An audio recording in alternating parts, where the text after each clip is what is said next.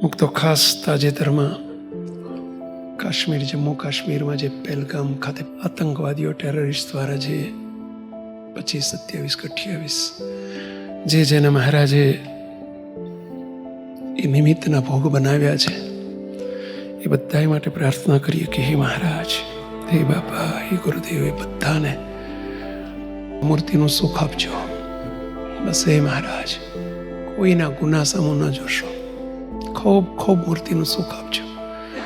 અને હે મહારાજ, ભારત સરકારના પ્રયત્નો સઘન બને, એની સાથે દેશ આખો જોડાય. અને હે મહારાજ, ખૂબ સુખ શાંતિ પર કાયમી પ્રવર્તે એવી દેશ ઉપર, સમાજ ઉપર, આમ સૌ ઉપર ખૂબ ખૂબ કૃપા કરજો. આજે જે એમાં ઘાયલ થયા છે એમને પણ મહારાજ જલ્દી સ્વસ્થતા બક્ષજો, કે જલ્દી બધા સ્વસ્થ થાય. જેને જેને જીવ ગુમાવ્યા છે એના માતા પિતા, પરિવાર, એમને ખૂબ ધીરજ અને હિંમત આપજો, એવી મહાપ્રભુના ચરણોમાં પ્રાર્થના.